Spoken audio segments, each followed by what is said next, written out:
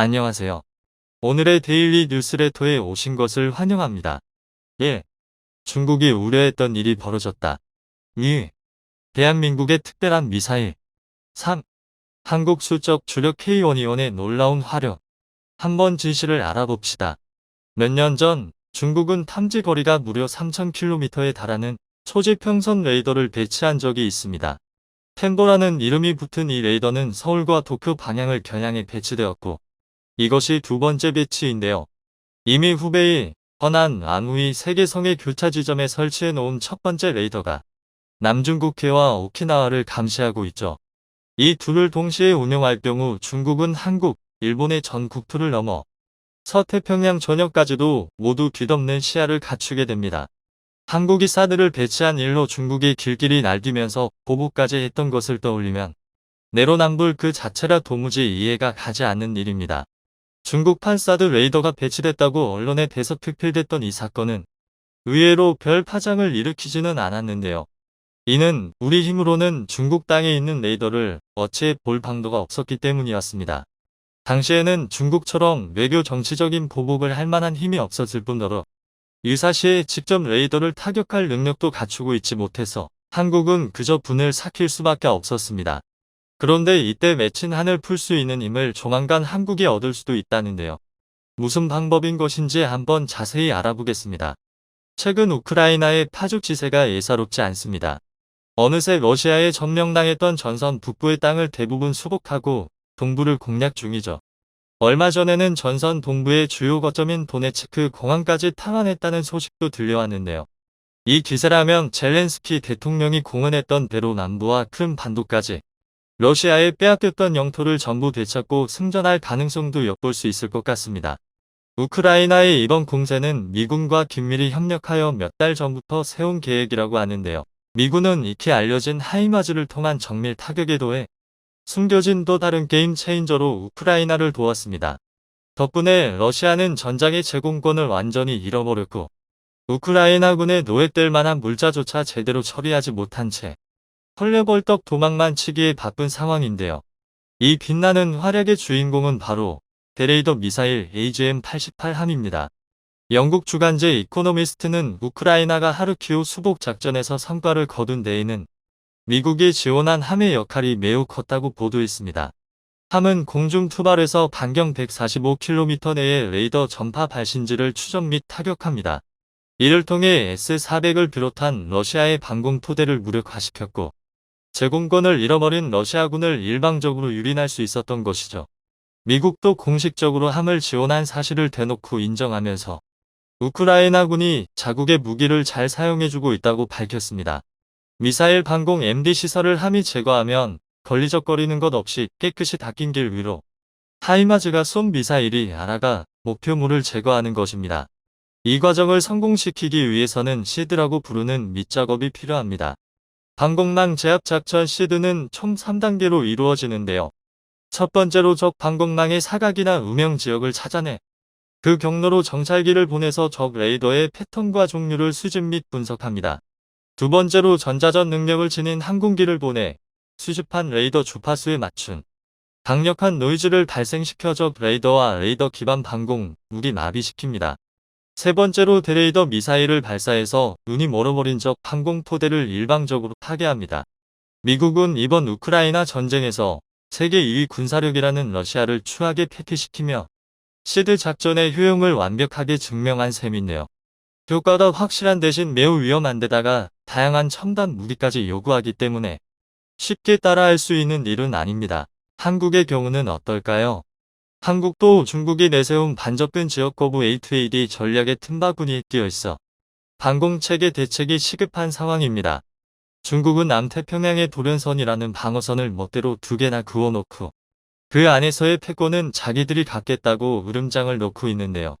어처구니 없게도 대만과 한국은 이미 제1돌연선 안에 들어있어 중국은 당사자들의 동의를 받을 생각 자체가 없습니다. 중화 사상 특유의 오만함 때문에 불쾌한 일이면서도 유사시에는 돌연선 안에 국가 정도는 단단하게 소나기 안에 넣을 수 있다는 자신감으로도 보이는데요. 한국이 이들의 마수에서 벗어나려면 중국 본토에서 튀어나오는 미사일을 무력화할 수단을 갖춰야만 합니다. 이 미사일들의 사정거리를 통해 곧 미국 항모전단과 ICBM의 접근을 거부하는 돌연선을 긋고 있기 때문이죠. 중국이 배치한 초수평선 레이더 역시 이 전략의 일환으로 이것을 제거하지 않는 한은 스텔스기조차 중국에 들키지 않고 이륙하는 것이 불가능합니다.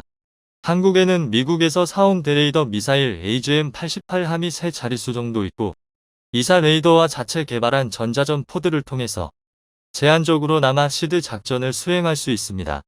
다만 미국이 국산 전투기인 KF-21에는 함의 통합을 허가하지 않았다는 문제점이 있는데요. 미국의 내부 규정을 근거로 KF-21의 통합을 거부한 미사일 중에는 사이드와인더 공대공 미사일, 암램 공대공 미사일에 더불어 함대레이더 미사일도 있었던 것입니다. 한국은 아이리스-T와 엠비더 미티어로 공대공 미사일은 대체할 방법을 찾아냈지만 아쉽게도 대레이더 미사일만큼은 아직 대체할 방안을 찾지 못했습니다. 이 때문에 한국이 시드 작전을 수행하려면 함이 통합되어 있는 F-35E, F-15K, KF-16 세 기종 중 하나를 투입해야만 하는데요. 시드 작전은 제반로족의 방공망 안으로 침투해야 하는 극도로 위험한 작전인데 F-35A는 현재 공군 최대의 전력인 만큼 실패할 경우 손실이 너무 크고 F-15K와 KF-16은 어디까지나 스텔스 성능이 없는 4세대기에 불과해서 파일럿의 목숨이 위험합니다. 반면 KF-21은 스텔스를 포함한 출중한 성능을 갖추고 있는데도 시드 작전에서는 F-15K나 KF-16이 위험을 무릅쓰고 방공망을 다 제압하는 사전 작업을 마쳐놓은 뒤에 진입할 수밖에 없습니다. 기존 전투기는 너무 큰 리스크를 짊어져야 하고 기껏 새롭게 만든 KF-21은 그 잠재력을 다 발휘하지 못하는 진퇴양난의 상황. 이에 한국은 미국 무기에 의존하지 않고 KF-21에 시드 작전 수행 능력을 부여하기 위해 유일한 선택지를 고르게 됩니다. 시드 작전 능력의 국산화죠. 하지만 무기 국산화는 세계가 인정하는 한국의 특기. 한국은 망설이지 않고 개발에 돌입합니다. 그것 단추는 바로 KF-21의 전자전기였는데요. 이미 원천 기술을 전부 확보하고 있어 가장 먼저 만나볼 수 있을 KF-21의 파생형으로 꼽히는 것이 바로 전자전기였죠. 적 레이더 정보 수집 후 직접 진입해 레이더에 재밍을 거는 역할은 전자전기나 이사 레이더를 탑재한 항공기로 수행할 수 있는데요. 이사의 경우는 어디까지나 그런 활용도 가능하다는 것뿐이지 원래대로의 운영 목적과는 다르기 때문에 출력 등의 문제로 인해 전자전기를 활용할 때에 비해서는 효율이 떨어질 수밖에 없습니다. 한국의 기존의 제한적인 시드 작전에 동원하려 했던 재민 기체는 개량을 통해 이사 레이더를 탑재하게 된 KF-16V였고 이를 국산 이사와 전자전 포드를 탑재한 KF-21 전자전기로 대체하려는 것입니다. 그 후에 비로소 함을 대체하는 한국형 대레이더 미사일의 사용 조건이 갖춰집니다. 에드는 2020년에 이미 KF-21로 운용하는 대레이더 미사일 개발에 대한 개념 연구를 공개했는데요. 대레이더 미사일과 부속 시스템을 동시에 개발하여 결과적으로는 한국의 시드 능력을 미국 공군 수준으로 도약시키는 것을 목표로 하고 있습니다. 에드가 공개한 국산 대레이더 미사일의 능력 요구 목록을 보면 블럭 1, 블럭 2로 나누어 개발하면서 블럭 1에서 함 이상의 성능을, 블럭 2에서 미국의 차세대 대레이더 미사일 암과 동급의 성능을 획득하는 것을 목표로 하고 있음을 알 수 있습니다. 또한 광대역 RF 표적 식별 및 수동광학 이중모드 시기 개발, 위치 기반 주핀즈 항법 기능 추가, 타겟팅 포드 개발, 자체 연동 임무계획 시스템 개발, 조종사 인터페이스 및 표적 식별 장치와의 통합 등 핵심 제반 시스템의 개발을 동시에 진행하겠다는 큰 그림을 그리고 있죠. 그리고 이와 함께 공개한 것이 국산 대레이더 미사일 암의 형상입니다. 미군이 개발 중인 아움과 흡사한 형상을 하고 있는데 목표 성능이 비슷하기 때문으로 보입니다. 아움은 함 대비 사정거리 더 늘어나고 더 빨라질 예정으로 250km 내의 표적을 마 2.5 이상의 속도로 타격하게 된다고 하죠. 그뿐만 아니라 미사일 자체에도 재밍에 저항하는 성능을 부여하기 위해 전자기파 기반 시커가 적의 재밍에 모두 무력화되더라도 밀리파 레이더를 이용해서 목표를 끝까지 쫓는다고 합니다. 국산 대레이더 미사일 암이 아움과 비슷한 형상을 하고 있는 것은 이들 성능까지 모두 따라잡겠다는 뜻으로 보입니다. 이 계획이 성공적으로 진행된다면 한국은 드디어 중국이 과거 초수평선 레이더를 배치하며 내로남불식으로 나왔던 일에 서력을 할 수 있게 됩니다. 미국이 우크라이나를 도와 러시아한테 그랬던 것처럼 유사시엔 한국도 중국의 장거리 레이더를 무용지물로 만들어 눈을 찌를 수 있는 힘이 생기는 것이죠. 그전까지는 대놓고 레이더를 배치해 남의 국토를 엿보던 중국도 이젠 대레이더 미사일의 방공망을 뚫리고 그 틈으로 쏟아져 들어오는 수백 발의 현무 미사일에 온 국토가 벌집이 될 각오를 해야 할 겁니다. 중국은 한때 한국의 사드 배치를 빌미로 외교적인 압박을 가했지만 한국은 이제 진짜 보복이 어떤 것인지 알려줄 수도 있게 되었습니다. 그리고 한국이 이렇게 중국의 A2AD를 무너뜨려주면 서방의 군대가 중국 본토에 상륙하는 것은 시간 문제가 되죠. 그래서 한국군의 시드 능력 확보는 전투력 제고나 자주 국방의 측면 외에도 중국의 직접적인 군사적 견제를 가할 수 있다는 의의가 있습니다.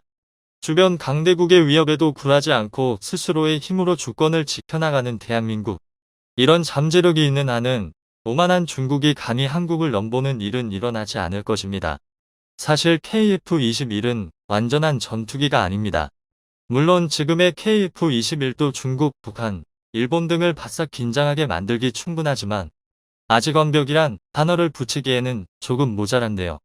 그 이유는 바로 2028년까지 1차 양산되는 블록 1 모델의 공대공 미사일만 장착될 계획이기 때문입니다.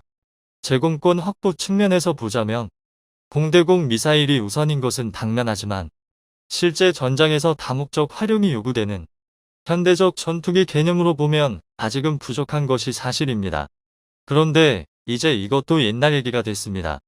그동안 해외 수입이냐 자체 개발이냐를 놓고 설전을 벌이던 신형 공대지 미사일의 향방이 드디어 결정된 건데요.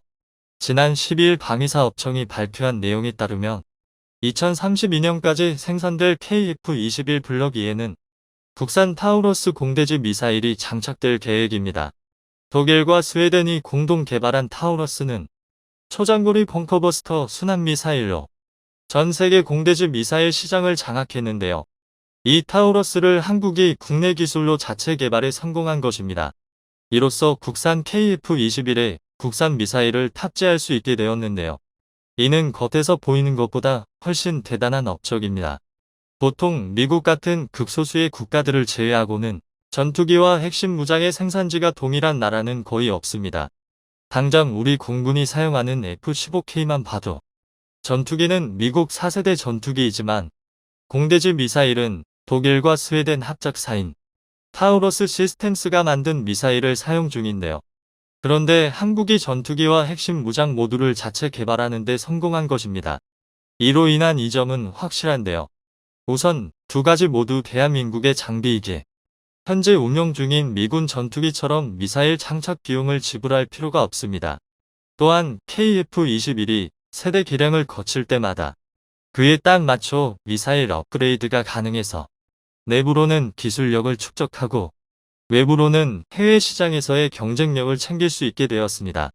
이처럼 현재도 시험 비행을 포함해 수많은 테스트를 거치고 있는 KF-21은 최상의 성능을 끌어내기 위해 다방면에서 노력 중입니다. KF-21이 강력한 전투기인 것은 맞지만 냉정하게 평가했을 때 4.5세대로서 갖는 기술력의 한계는 분명 존재하기 때문이네요. 그런데 중국의 반응은 한국과 정반대입니다. 5세대 스텔스기를 보유했음에도 KF-21 등장에 지나치게 관인 반응하고 있는데요. 중국의 날선 반응에는 그럴 만한 이유가 있었습니다. 바로 KF-21이 중국이 자랑하는 제20 전투기의 카운터이기 때문입니다. 이 비밀은 KF-21의 얼굴을 보면 알 수 있는데요. 동그란 생김새가 귀엽기는 하지만 잘생긴 KF-21의 얼굴에 큼지막한 점이 하나 붙어있는 모습이라 한번 보이면 계속 신경이 쓰일 수밖에 없습니다. 그런데 이 장비가 바로 KF-21이 중국의 제20을 포함한 스텔스 전투기의 카운터가 될 수 있도록 해주는 아르스트 적외선 센서입니다. 아르스트는 적외선을 이용해 적기와 대공 미사일 등 광범위한 영역에서 대공 표적을 탐지하고 추적 정보를 제공해 주는 장비인데요. 아르스트의 가장 큰 특징은 물체가 발산하는 열에너지를 감지해서 레이더가 놓치는 스텔스기를 포착할 수 있다는 점입니다. 높은 고도의 차가운 공기와 대비되는 엄청난 엔진열을 발산해서 더욱 쉽게 포착이 가능합니다. 다만 레이더에 비해 탐지거리가 짧고 날씨에 영향을 많이 받는다는 점과 미사일 방어 시스템인 플레어에 취약하다는 단점이 있는데요. 그러나 스텔스 성능이 기본적으로 장착되는 5세대 이상 전투기들과의 교전 상황을 생각해 볼 때 서로 레이더로 찾지 못하는 상태에서 아르스트를 사용할 경우 매우 유리한 전투를 벌일 수 있습니다. 게다가 말만 레이더에 비해 탐지거리가 짧다 뿐이지 아르스트도 환경만 받쳐준다면 최대 100km 이상 탐지가 가능합니다. 특히 자국의 스텔스기가 많은 무장을 갖출 수 있다고 선전하는 중국은 반대로 엔진 기술이 받쳐주지 못해 유독 아르스트의 약한 모습을 보이고 있습니다. 그 이유는 교전에 진입하기 전 애프터버너를 사용해 충분히 속도를 올려야 하는 전투기의 특징 때문인데요. 엔진 기술이 부족한 J-20은 그만큼 더욱 긴 시간 애프터버너를 사용해야 합니다. 그런데 앞서 말씀드린 것처럼 아르스트는 열에너지를 추적하기 때문에 애프터버너를 오래 사용할수록 탐지 확률이 기하급수적으로 치솟습니다. 한마디로 아르스트의 존재로 인해 중국 스텔스기는 함부로 속도를 높일 수도 없는 상황이 되는 것은 물론 그만큼 작전 반경과 기동력에서 손해를 볼 수밖에 없다는 얘기입니다. 더군다나 적외선 센서가 다른 탐지 체계와 연계가 가능하다는 점을 생각해보면 아르스트가 얼마나 무서운 탐지 능력을 갖추고 있는지 알 수 있는데요.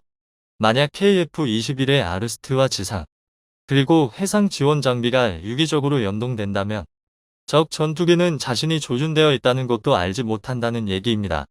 이처럼 전투기에는 외관은 이해할 수 없어도 실제로는 꼭 필요한 장비들이 몇 가지 있는데요. 그중 가장 대표적인 게 바로 라팔의 손잡이입니다. 물론 이게 정말 손잡이는 아닌데요. 이건 공중급유 장치입니다. 하지만 실제로 조종사들은 라팔에 탑승할 때 손잡이처럼 요긴하게 써먹기도 합니다. 그러나 토드미처럼 생긴 이 요상한 물건은 전투기 운용의 패러다임을 바꿔버렸습니다. 공중급유기와 급유 장치의 등장은 1900년대 초반 냉전 시대로 거슬러 올라갑니다. 당시 미군의 전략 폭격기는 목표 지점과 인접한 상공에서 머물다가 명령받으면 진입하는 방식으로 운용되었는데요. 공중급유기가 등장함으로 인해 폭격기들이 24시간 공중에서 대기할 수 있게 되었고 혹시 모를 적의 활주로 폭격 또한 대비할 수 있게 되었습니다. 즉 피급유기가 목적지에 더욱더 오래 머물 수 있도록 해줌으로써 작전 반경이 비약적으로 증가한 것입니다. 일례로 베트남 전쟁 당시 공중급유를 받은 비행기들은 단 한 번의 착지 없이도 태평양을 횡단의 임무를 수행했는데요. 이뿐만 아니라 이륙하는 비행기의 연료량을 줄일 수 있게 되어 훨씬 더 많은 무장이 가능했습니다. 오죽하면 공중급유를 천상의 키스라고도 부를 정도인데요. 이런 공중급유의 가장 대표적인 방식은 FA-50이 사용하는 프로그 앤 드래그 방식과 KF-21이 사용하는 플레인붐 방식이 있습니다. 먼저 FA-50이 사용하는 프로그 드래그 방식은 배드민턴 셔틀콕처럼 생긴 드로그를 전투기에 달린 프로그에 결합하는 방식입니다. 더듬이처럼 생긴 프로브가 바깥으로 돌출된 이유는 프로그 드래그의 공중급유 방식에 있습니다. 플레인 붐과 달리 프로브 드래그는 오로지 전투기 조종사의 조종만으로 프로브를 드로그에 꽂아야 합니다. 또한 꽂았다고 끝이 아니라 급유가 정상적으로 이루어지는지 조종사가 육만으로 계속 확인해야 합니다. 말로만 들어도 절대 쉬운 일이 아니란 걸 알 수 있는데요. 이를 조금이라도 해소하기 위해 다시성 확보 차원에서 프로브가 외부로 과도하게 돌출되어 있는 것입니다. 반대로 KF-21의 공중급유는 FA-50과 달리 플레인붐 방식을 활용하는데요. 여기서 붐은 주로 급유기의 꼬리 부분에 장착되어 있습니다. 붐에는 러버베이터라 불리는 V자 모양의 작은 날개가 달려 있는데 이로 인해 붐이 피급 유기까지 비행하는 동안 균형을 유지하고 요동치지 않을 수 있습니다. 붐 방식의 장점은 프로그 드래그에 비해 붉은 급유관을 사용할 수 있어서 짧은 시간 동안 많은 양의 연료를 주입할 수 있다는 건데요. 단적인 예로 미 공군이 사용하는 붐 방식의 K-10 공중급유기는 분당 4,200리터의 연료를 주입할 수 있는 반면 프로그 드래그 방식은 평균 분당 1,700리터의 주입이 가능합니다. 일반적으로 전투기가 한 번에 받는 급유량이 2에서 3톤 이상이라는 걸 생각해보면 두 방식의 시간적 차이는 어마어마한데요. 그리고 우리 공군은 플레잉 붐 방식과 프로브 드래그 두 가지 방식의 공중 구비를 전부 사용하고 있습니다. 이는 대한민국의 지리적 특성 때문인데요. 국토의 대부분이 산지인 탓에 넉넉한 활주로를 많이 갖추지 못한 대한민국 입장에서는 작전 반경과 작전 수행 능력에 따라서 엄격하게 전투기를 구별해 사용할 필요가 있습니다. 이처럼 상상하기도 어려운 다양한 이유가 모여 전투기의 모든 부품을 결정하는 것입니다. 하지만 가장 효율적인 방식을 찾기 위한 노력이 무조건 최신형 장비로 끝난 것은 아닌데요. 때로는 많은 사람을 착각에 빠지게 하는 재미있는 장비도 있습니다. 전투기는 고정된 경로가 존재하는 민간 항공기와 달리 실제 전투가 벌어졌을 때 얼마나 많은 연료를 사용할지 알 수 없습니다. 이러한 이유로 장착된 것이 바로 전투기의 외부 연료 탱크입니다. 전투기 날개 아래쪽에 달린 두 쌍의 난립한 생김새 때문에 외부 연료 탱크를 미사일로 알고 계신 분들이 많은데요.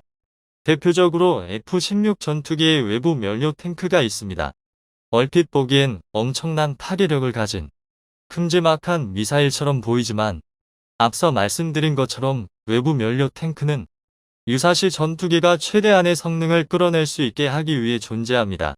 그래서 실제로 교전이 벌어질 경우 조종사는 버튼을 눌러 기동력에 방해가 되는 외부 연료 탱크를 전부 떨어뜨려 버리는데요.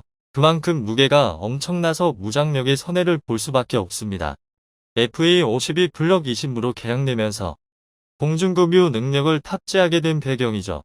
세계 각국이 앞다투어 FA-50을 구매하려는 데에는 다 그럴 만한 이유가 있는 건데요. KF-21이 복장과 단장형 두 가지로 개발되고 있는 데에도 다 이유가 있습니다. 우선 가장 표면적인 이유는 단순히 기종전환 훈련을 하기 위함입니다. KF-21에 익숙한 파일럿이 초보 파일럿과 함께 탑승해서 두 번째 이유는 바로 임무 특성상 복자기가 필요한 경우입니다. 국내에서도 선풍적인 인기를 끈 탑건 매버릭이 FA-18F 슈퍼호넷 전투기를 떠올리시면 이해하시기가 쉬우실 텐데요. 영화에서 나온 것처럼 앞좌석에 앉은 전투기 조종사가 조종에 집중하는 것과 별개로 뒷좌석에 앉은 파트너 조종사는 조종 외에 별도 임무를 수행합니다. 전투기의 임무가 단순한 공중 장악에서 공대지, 공대함 등 다용력으로 범위를 넓혀가면서 다양한 발전과 변화가 시도되는 건데요. 이처럼 KF-21은 아직 무궁무진한 가능성이 잠들어 있는 미완성의 기체입니다. 그리고 매번 다른 모습으로 세계를 놀라게 하는 전투기인데요. 대한민국의 수적 주력 K1 전차가 위험합니다. 1984년 개발 완료, 1987년 실전 배치를 끝낸 만큼 초기 양산분에 심각한 노후화 문제가 발생한 건데요. 그렇다고 K1의 후기 개량형인 K1A2로 초기 양산분을 전부 개수할 수도 없었습니다. 사실 K1A2에는 심각한 문제가 있었기 때문인데요. 바로 우리 군의 고질적인 문제점, 예산 부족입니다. 그도 그럴 때 K1과 K1A2는 완전히 다른 전차라고 불러도 과언이 아닙니다. 실제로 서방 무기체계 표준으로 구분하면 K1은 3세대, K1A2는 3.5세대에 해당하는데요. K1A2에 이르러서는 K2 흑표 수준으로 화력, 내부 전자 장비 등이 업그레이드된 덕입니다. 이 정도면 명실상부 대한민국의 창끝 전력으로 손색이 없는데요. 하지만 좋은 장비에는 그만큼 많은 예산이 투입되기 마련입니다. 예산상 모든 K2를 개량하는 건 무리였습니다. 명분도 문제였는데요.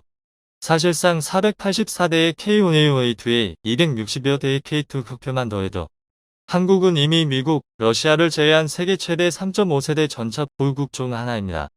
물론 중국이 숨기고 있는 실제 3.5세대 전차 보유량이나 인도의 T-90S를 어떻게 분류하느냐에 따라 순위가 뒤바뀔 수는 있으나 어찌되었든 한국은 세계에서 손꼽을 정도로 많은 양의 3.5세대 전차를 보유하고 있다는 사실은 변하지 않습니다. 그런데 이런 상황에서 나머지 1000대에 달하는 K1까지 K1A2로 업그레이드하는 건 무리가 있었는데요. 결국 우리 군은 K1A1 단계를 건너뛰고 K1A2의 전자 장비를 그대로 K1에 이식하게 되었는데요. 당장의 화력은 K1A2, K2 흑표보다는 떨어져도 동시에 같은 작전을 수행할 수 있도록 내부 장비를 현대화하기로 결정한 것입니다. 바로 K1의 성능 개량형 전차 K121입니다. 그러니까 K121은 일종의 땜빵이었던 건데요. 그러나 이건 어디까지나 이론상의 결과였습니다. 막상 K121을 만들고 나니 상상도 못했던 곳에서 의외의 효과를 발휘하기 시작한 건데요. 그래서 준비했습니다. 오늘은 대한민국 기갑 전력의 핵심 K1 전차의 현재와 미래에 대해 알려드리겠습니다. 많은 분이 K1 전차의 계보에 대해 헷갈려들 하실 겁니다. 아마 한국 무기체계 중 가장 족보가 복잡한 무기체계가 아닐까 싶은데요. 간단히 정리하자면 K1A5는 K19 기존 단점을 보완하고 성능을 업그레이드해 새롭게 탈바꿈한 전차입니다. 그리고 K1A2는 여기서 내부 전자 장비를 현대화하면서 내실을 다졌는데요. 한마디로 정리하자면 K1A2는 K1을 기반으로 한 새로운 전차라고 할 수 있습니다. 반면 K1A5는 노후한 K1을 창정비를 통해 신품급 장비로 고치고 동시에 K1A2에 전자 장비를 대고 탑재한 성능 개량 타입입니다. 즉 겉껍데기는 크게 바뀐 게 없어 보여도 알맹이는 전혀 다른 전차인 셈입니다. 보다 알기 쉽게 자동차의 비유를 들면 K1A2가 풀체인지라면 K1A5는 페이스리프트쯤인데요. 또 한 가지 결정적인 차이는 K1A5는 105mm 주포를 그대로 유지했다는 점입니다. 여기서 지난 영상을 시청하신 분들이라면 한 가지 의문이 생길 수밖에 없는데요. 고작 105mm로 북한이나 중국의 전차를 상대하는 게 가능하냐는 것입니다. 같은 이유로 K1A10i 120mm로 업건을 선택한 걸 감안하면 충분히 생길 만한 의문인데요. 그러나 K120i 105mm 주포를 선택한 데에는 이런 걱정이 무색할 정도로 결정적인 이유가 있습니다. 바로 더 이상 관통력이 부족하지 않다는 것입니다. 한국의 포탄 기술력이 발전하면서 105mm 주포로도 충분한 관통력을 보유할 수 있게 되었기 때문입니다. 일례로 현재 우리 군이 보유한 105mm 주력 포탄 중 K274 날탄의 경우 무려 470mm의 전차 장갑까지 관통할 수 있는데요. 심지어 개량형인 K274N에 이르러서는 545mm까지 늘어났습니다. 게다가 여기서 끝이 아닙니다.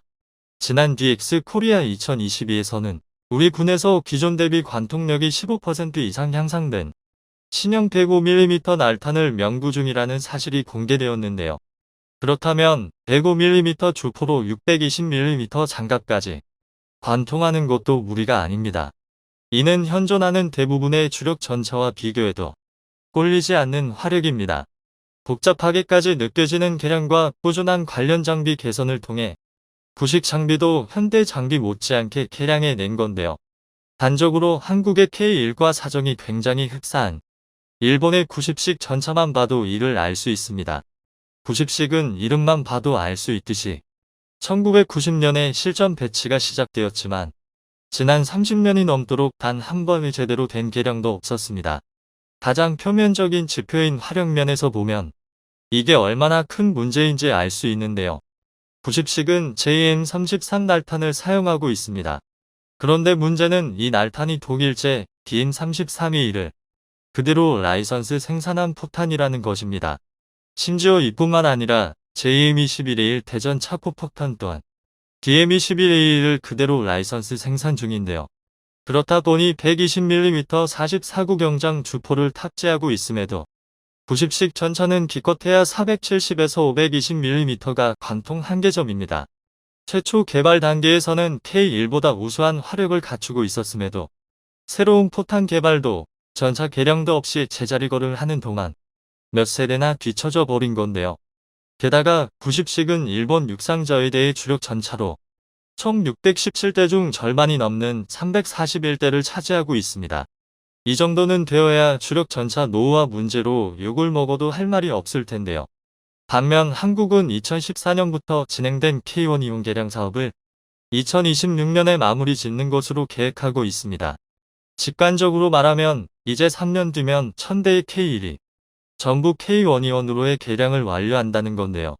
우리 군에서만 도합 1800여 대에 달하는 3.5세대 전차를 보유하게 되는 것입니다. 그런데 심지어 여기서 끝이 아닙니다. K121 개량 사업이 2026년에 마무리되어 감에 따라 또 한 번 창정비 주기가 도래하게 되는데요. 그리고 우리 군에서는 이를 기점으로 K1E2와 K1A3의 개량을 준비하고 있습니다. 먼저 2024년부터 초기 K1E1 시작으로 K1E2 개량이 시작될 예정입니다. K1E2의 가장 큰 변화는 생존성이라고 할 수 있는데요. K1E2에서는 RWS 원격 무장 운용 체계와 함께 항상 약점으로 지목되었던 MBC 양압 장치가 적용될 예정입니다. 또한 시인성을 크게 개선한 신형 포수 조준경과 APU가 장착될 예정인데요. APU는 보조 동력 장치로 APU가 장착될 경우 양압 장치를 사용하거나 폭격을 가하기 위해 계속 시동을 켜둘 필요가 없어 전차 매복과 같은 작전 임무에 굉장히 유리합니다. 특히 K1 특유의 작은 차체의 105mm의 주포는 시가전에서 상당한 효과를 발휘할 것입니다. 갈수록 보병의 역할과 시가전의 중요성이 대두되는 현대전인 만큼 이는 상당히 중요한 전력 강화인데요. 이와 반대로 K1A3에는 K1E2에 적용될 개량 사항과 함께 3세대 복합 장갑으로 방어력을 더욱 끌어올리고 360도 외부 감시 체계가 추가될 예정입니다. 시가전은 K1E2에 담당하게 하고 K1A3는 K2와 함께 본격적인 전차전을 준비하는 모양새인데요. 이쯤 되면 중국의 최신형 3.5세대 전차인 90V식이나 일본의 10식 전차와 비교해도 대등하거나 그 이상의 성능일 것으로 추측됩니다. 이제 왜 K1 계열 전차에 대한 말도 안 되는 비방이 들려오는지 알 것 같은데요. 아직도 일각에서는 대한민국의 지상 전력이 세계 최강의 반열에 올랐다는 걸 인정하지 못하고 있습니다. 전차와 자주포에 있어서만큼은 대한민국이 미국과 어깨를 나란히 한다고 말해도 절대 과장이 아닌데요. 하지만 이 자리에서 안주해서는 안 될 것입니다. 우리의 기술력이 뛰어난 것은 맞지만 결코 불가능한 수준은 아닌데요. 대한민국이 현실에 안주하지 않고 끊임없이 더 먼 미래로 나아가길 바랍니다. 영상이 도움이 되셨다면 구독과 좋아요 부탁드리며 오늘도 감사합니다. 최고로 멋진 하루 보내시길 바랄게요.